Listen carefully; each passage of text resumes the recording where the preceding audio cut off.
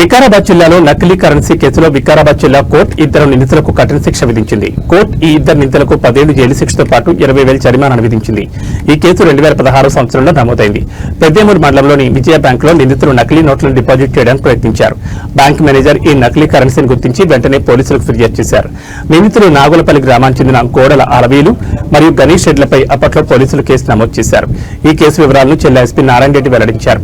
నకిలీ కరెన్సీ చలామణిపై జిల్లాలో కఠినంగా వ్యవహరిస్తామని ఈ సందర్భంగా ఎస్పీ స్పష్టం చేశారు.